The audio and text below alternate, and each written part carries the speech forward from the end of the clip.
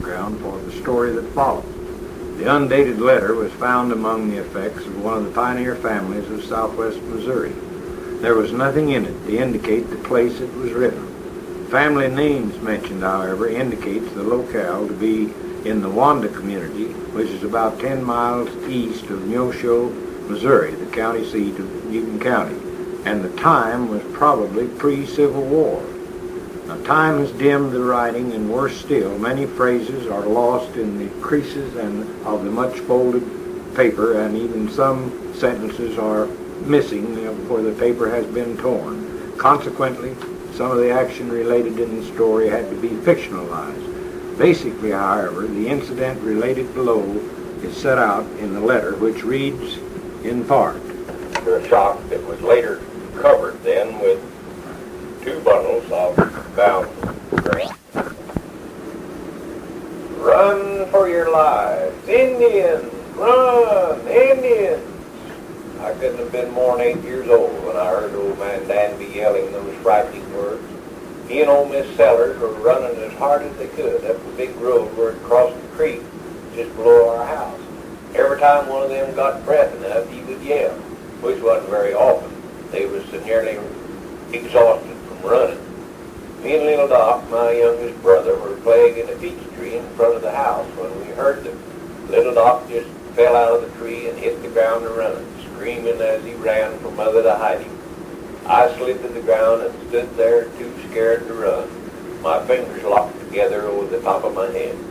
I'd heard plenty of the rumors that kept drifting up from the Indian territory west of our place. Rumors that the Indians down there was awful mad about the way the government was treating them.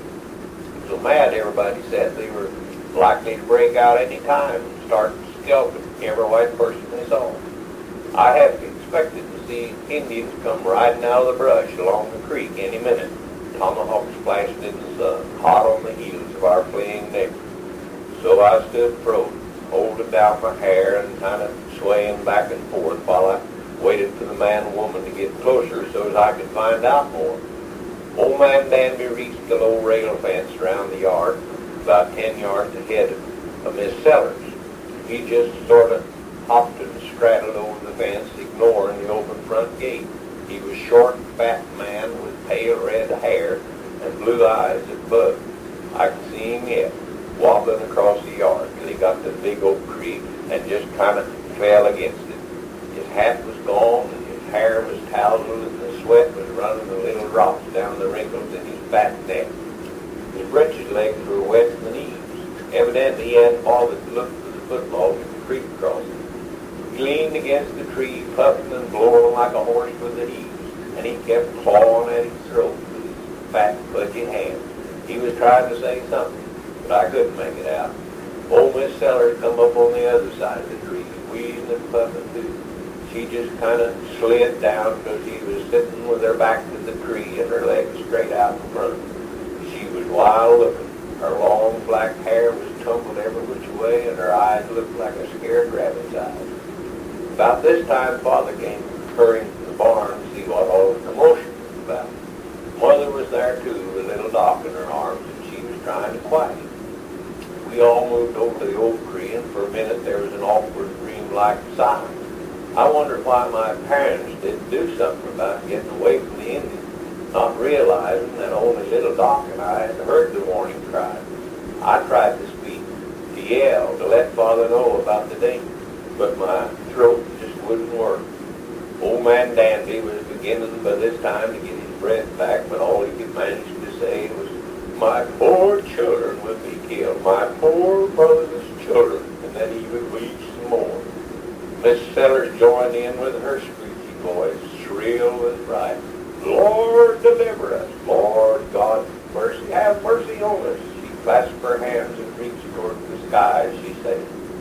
Father started talking slow and easy, and then saying, "Now just get your breath, folks, before you try to talk. Now we're going to help you, but we'll have to know first what's bothering you." He kept saying things like that, keeping his voice low. I heard him talk to horses like that when they scared about to run away. Old man Danby calmed down a little enough to say, "It's Indians. They'll kill my children." Mother turned pale and Hugged little Doc closer, and Father swallowed hard, but he kept his voice calm. Indians, Danby. There's not a red man within 50 miles of here. Why do you say that? Did you see him? No, the old man gasped. But the Dutchman, he seen him. Come riding hard to tell him. Father said, you mean that old bachelor Dutchman that lives down by the Ellis place? He's drunk half the time. He can't put no stock in what he said. He might have been a mite drunk, the old man replied. And I told him so. I says to him, you're drunk, Dutchman. No, not drunk, he'd say. 1, 2 little drink, maybe for to settle my nerves. For the Indians, I'm scared. I see 'em. I tell you, 15, 20, maybe more yet. You better tell me the truth, I says to him. Which way were they going? What were they doing? Doing, the Dutchman yelled back at me. They were riding up the creek bottom already yet, sneaking along like little fox animals. Looking backward, were they? Yeah, toward Mr. Ellis's place. I see smoke down that way. I bet you $2, $3. The Ellises are killed and scalped already yet, and they're building burrs. That's all I got out of it. He said he had to go and tell the rest of the people that he took off on his horse in a dead run, shooting his pistol in the air and yelling, Indians, they're coming. I swear to God, I believe he's telling the truth. Look, old man Danby cried. There's smoke rising over there, and it's close to the Ellis place. Oh, my poor children. The old man began to wring his hands and talk, take on again, and Miss Sellers started crying and calling for divine help. Father put his hand on old man Danby's shoulder and said, now, that won't help any, Daddy. We're going to help you, but we need to know a little more about it before we decide what to do. Where are your children? In the cornfield. As soon as the Dutchman left, I told the children to run and hide in the middle of the cornfield. Then I set out over here. Have you told anybody else? You and I won't stand much chance against 15 or 20 Indians, Father said. No, Mr. Smith, I didn't take no time to tell anybody else. I figured you'd have a better idea what to do. Oh, I did come by Miss Sellers. I knew she would have no chance for herself, poor defenseless widow that she is. Miss Sellers managed to glow a little bit through her tears and murmured something about a reward in heaven. I could see Father wasn't real convinced about the Indians, but he turned quietly to Mother and told her to stir up the fire and run some bullets for the rifle. Told her to have Miss Sellers help. Come on, Danby, Father said. Let's you and me go saddle the horses and we'll figure out what to do. They started for the barn. Little Doc and I tagged along behind them. Just before we got to the barn, we saw a cloud of dust riding up over the road down to the creek. The Indians were coming, sure enough, I thought, and I grabbed Little Doc by the hand, aiming to run for the brush back of the barn. Then we saw it was a bunch of neighbor men on horseback, riding hard. The Dutchman had done a good job warning people. There must have been 8 or 10 men all told, and all of them were carrying something to fight with. Most of them had guns of some kind, but one old man had a grubbing hole in his shoulder. They rode right up to the gate where we were standing, and there was a lot of excited talk about what to do. They said the Dutchman couldn't be mistaken about the Indians. He ought to know Indians when he saw them. They said because he'd been trading with them a lot down in the territory. They finally decided the best thing to do was to go back down towards the Ellis place and see if they couldn't surprise the Indians. Just about the time they got everything figured out, we saw a man riding up the road. Now, he didn't seem to be in any hurry. He was just riding along easy like as there wasn't anything to worry about, and there wasn't. It turned out to be Mr. Ellis, and he wasn't scalped at all like the Dutchman said he was. Go home, men, he called out when he was in hailing distance. There's not any Indians in the country. Not any Indians, 2 or 3 of them said in disbelief. What do you mean? Somebody asked. That Dutchman said he saw a big bunch of them. Did they leave? No, replied Mr. Ellis. There never were any Indians except in the Dutchman's jug. He told me the same thing, but I told him he was drunk and he should go home and sleep it off. I suppose he had done that, done what I told him to do, until a hand of his children came running through my house, half scared to death. I told those kids to hide in the cornfield, said the old man, Handy. They said you did, Handy, replied Mr. Ellis, but they's too scared for that. I made them understand the Dutchman was wrong. And then I got my horse and set out to let the folks know there was nothing to his wild tale. The old man with the grubber coat spoke up and said, I didn't count on killing any Indians no how. I just aimed to bury the dead with some of the rest of them killed. Everybody laughed at his joke. Some of the men were pretty mad at the Dutchman and reckoned they ought to hunt him up and give him a good whipping. That wouldn't do any good now, boys, Mr. Ellis said. He's probably run his horse down for this time and is sleeping it off in the shade of a tree somewhere. If he is, somebody added, I bet he's dreaming of Indians. Well, let's be thankful it was a false alarm, Father said. Hire up your horses, men, let's go to the house. I'll get a fresh bucket of water from the spring. I'm sure everybody's thirsty. The men moved off toward the house, but some of the men were still grumbling and wanted to teach the old Dutchman a lesson about scared people. I'll tell you what, boys, said Mr. Ellis, just leave the teachings. Those two Olsen women that live over on Middle Indian Creek, they're pretty good size, you know, and they were about the maddest ones I've run into when they found out the Dutchman was lying. Fighting mad, was he? Inquired one of the men. They sure were, said Mr. Ellis. Fact is, I think the thing that made them the maddest was that I found them real easy when they thought they were hidden. You said they'd run out to the middle of the oats field back to their house and laid down. That's pretty good ground in that oats field, but it ain't that good. It'd take a powerful strong land to grow oats higher enough to hide them too, being kind of fat and bulgy, you know, like they are. Father passed the water bucket around, and when all had had drank, the men began to drift away to their horses, and soon all were gone home except old man Dandy and Miss Sellers. Mother and Miss Sellers were sitting on the front porch. Old man Dandy was back under the old tree, sprawled out in the shade. He motioned for Mother to come to him, and when she asked what he wanted, he said, Lady, I'm all tuckered out, and I need a little stimmer. You got any whiskey handy? I got so hot running, I think I've melted my leaf, Lord. That was the story that was on the letter you're talking about in the introduction there. Where did you come to that then? Well, I never heard of that. Well, I just never had Was that in your parents' stuff?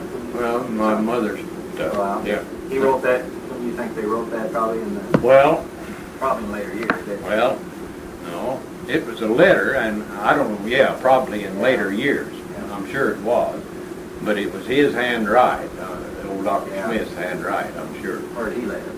Oh, well, he was, when I knew him, he was still alive. In fact, he delivered one or two of my brothers. He might have delivered me, I don't know.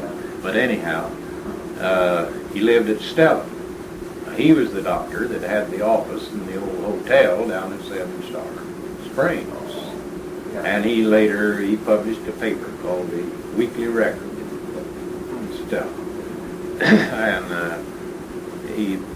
his family, he married into this Keat family in Springfield. Keat Roundtree. Yeah. Those Keats came from Washburn. Now, what was the name of Washburn prior to that time? I forgot what it was. I can't remember. Well, anyway, they had a general store there, and I suspect if the truth was known that they probably, his father-in-law probably furnished the money to build the hotel. Yeah. Where were you raised then? In the Stella community, 3 miles west of Stella on Indian Creek, where this thing took place. Because we were on South Indian Creek, and there was a Middle Indian Creek, and then a North Indian. Is southwest of Cassville? No. Or east or west of Washburn? Where would that be? In there? Well, I'm confused. Stella? Yeah. You don't know Stella? I think You know where Neosho is? yeah.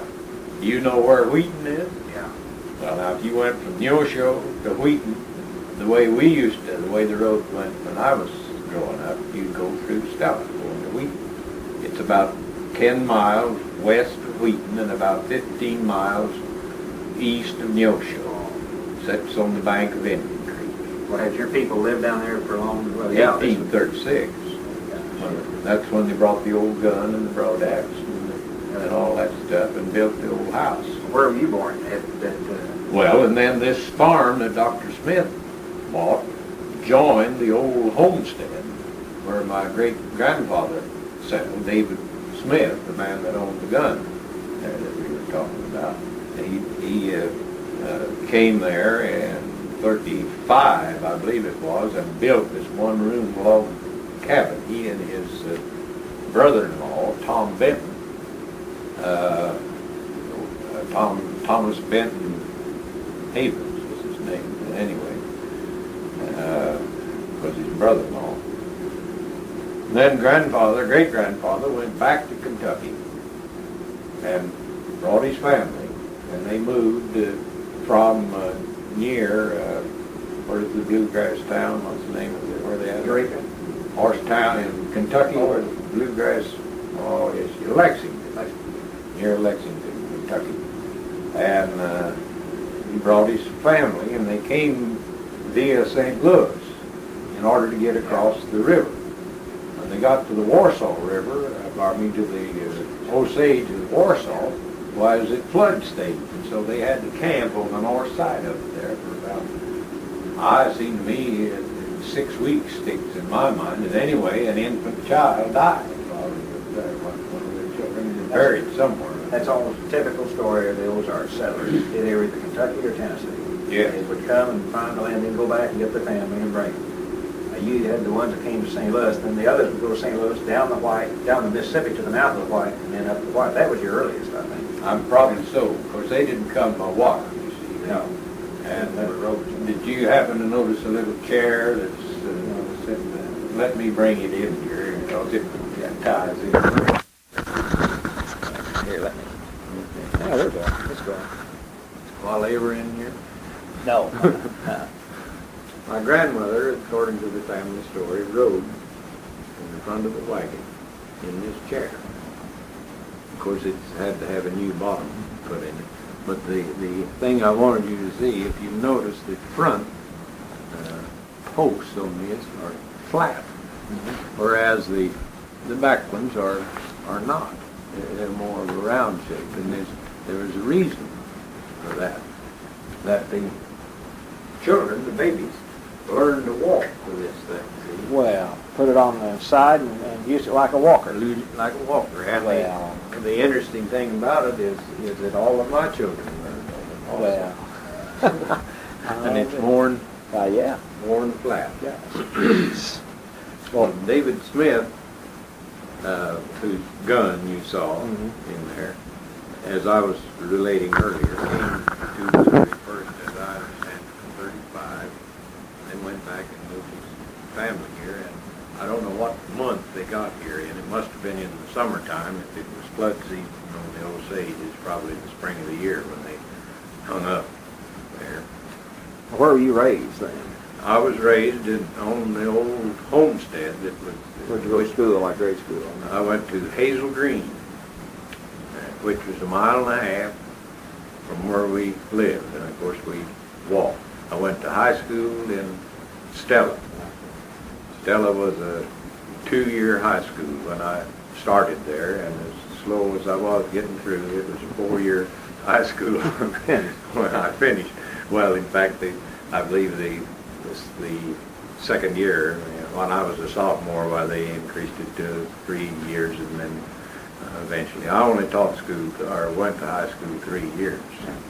I managed to get around and take some extra subjects, and I taught grade school in my senior year, and took I like 2 units, having enough to graduate. So I did that by after school hours and weekends, and then of course I think my school was a 7 months term. I'm not sure. I can't remember whether it's 7 months or 8, or whether I got $70 a month and taught 7 months, or got $80 a month for 8 months. But anyway, I finished up high school with the rest of the class there, and then started in, which was at Springfield, which was STC at that time, State Teachers College. Well, tell the story about 7 Star Springs, I think. Well, First, I'd like to say the reason I think that doing the things that you're doing, Gordon, is very important and apropos at this time, because I suppose all of us remember those things that were most difficult in our lives, and the thing that sticks out strongest in my mind is the Great Depression of the. Well, it really started back for farmers, which we were, started back in the early 20s, soon after the close of World War I, why farm prices began to decline, and by the time the next 4 or 5 years, why there was just no profit to be had in farming. But in spite of that, I got married in 1928, and then the market crashed the next year. I don't know whether that had anything to do with it or not. But the reason I think that this type of thing will be beneficial for particularly our younger people to realize some of the problems that not just my generation, but the generations prior to mine went through in order to get along here. And the very fact that we're in some kind, they tell us we're not in a depression, but we are certainly in an economic chaos now. And personally, I try to think back what was some of the things that we did during that period to weather it. Hopefully my children and my grandchildren won't have to do it, but I'm apprehensive about it as to what, just where we are headed for. And that's why I say I think it's very timely that we begin to think about some of the problems that we had to solve 40, 50 years ago in order to survive, because it just almost got down to a point of survival. So I remember about the Depression. I do remember several things about my early childhood. The house that I think that I was born in, unfortunately, when I made my appearance here, there's keeping the birth records and so on was very lax, and I'm not real sure whether I was born in that house, but I do know that I lived there in this particular house, and it was intriguing to me because it had formerly been an old hotel. And I found out from my mother that this hotel at one time was in operation, or was built, in fact, sometime in 1775 or 6 or 80, somewhere along in that. 18. I mean 18, yes, 18. I believe it was 1880 or 82 when it was built. The 1875 had to do with the man that discovered Seven Star Springs. And through some very astute promotion, he developed it into a so-called medicinal spring, or medical waters, which that craze was sweeping the country along about 17 or 8. I'm stuck on 17, 18, and 80. And there's quite a story about how he happened to discover the spring. It seemed that he was originally from Arkansas. Now, I should geographically tell you where Seven Star Springs is, so it'll make it a little easier to understand. Seven Star Springs is about 6 miles west of the present town of Washburn, Missouri, which is on, 39 highway. Mm-hmm. And it's almost on the edge of Berry County, on the western edge of Berry County. And Seven Star Springs is practically on the edge. Now, there is a state road that goes down to the old spring site now, and I believe it's 00 or some such number, but anyhow, old Mr. Hodo lived in northwest Arkansas, and as we all know, that the sentiments were divided during the Civil War in that area down there. You had both Southerners and Northern sympathizers there. I don't know which side Mr. Hodo was on, but anyway, when the war is over, he was very unpopular in his home neighborhood, So he gathered up his 7 or 8 children and moved to Missouri. And he settled at this point in Star, what is now known as Star Hollow. And it gets its name from a spring that rises in that hollow at this point that I said was about 6 miles west of Washburn.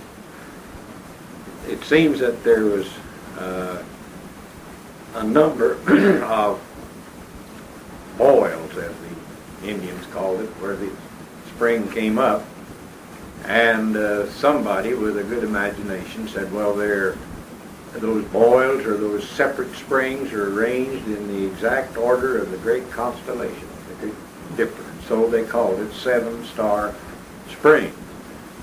Hodo had a whole bunch of kids, and he having a lot of trouble of trying to make a living on the rocky type of soil that's prevalent in that area. So it happened that he knew how to ride boards out of white oak. So he was supplementing his income by cutting the white oak trees on his farm and making boards and selling them to the new settlers who were coming into that country. But he had leg sores. He was working in the summertime, and of course sweat and these leg sores are very painful. So when he'd stop to rest, he's cutting these white oak trees in close vicinity to the spring. He'd go over there and bathe his legs in the spring bracts. And lo and behold, he discovered after a few weeks that his legs were getting better.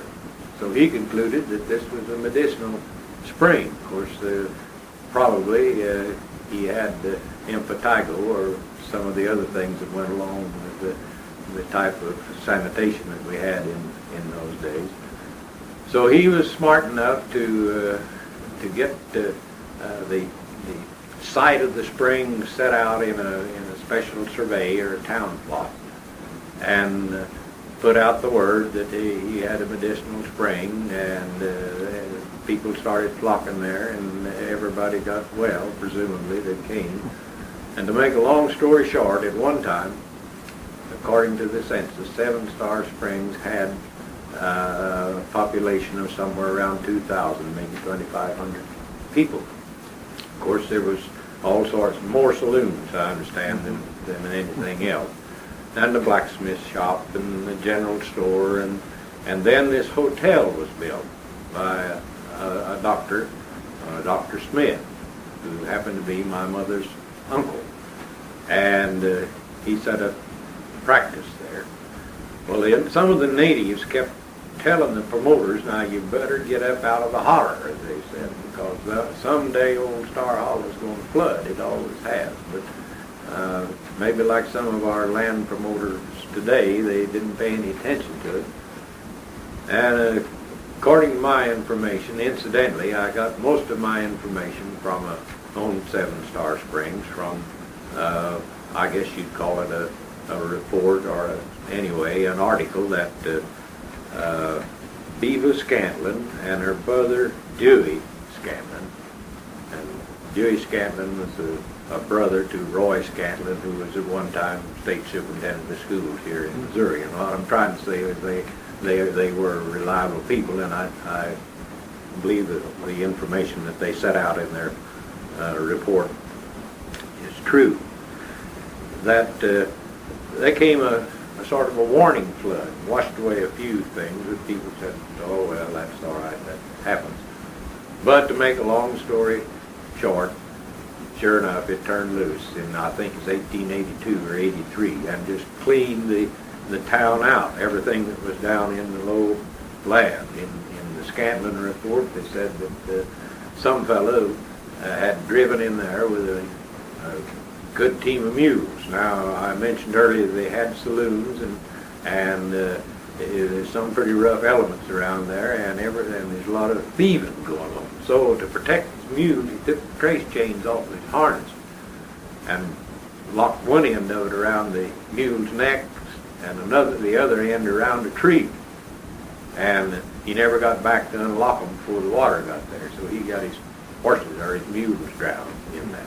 And according to the reports, they were just complete loss. People lost money, their goods, and their household goods, and so on, and wiped out the low part of the town. Dr. Smith's hotel happened to be on a little higher ground, and I visited the site a number of years ago, and if I can depend on a native that lived there, he showed me where the Smith Hotel was, and there was some old foundation rocks still there. But anyway, after the washout, Dr. Smith owned a farm near Stella, Missouri, where the David Smith joined the David Smith farm. I don't know whether they wrecked the hotel or moved it intact, set it up on this farm. And my dad later bought the farm. And I remember the house because on the upstairs, folks had remodeled the lower floor, but upstairs they'd never taken the numbers off of the doors yet. And my cousin, who made her home with us, and I played hotel keeper there. We had a great time. We even had telephones in our hotel. It was a thread spool with a nail-driven thread and the driven in the sill of the window. I don't know how Mama ever let us drive nails in that, but we did. But anyway, I could always say that I was born in a hotel, and we lived there. And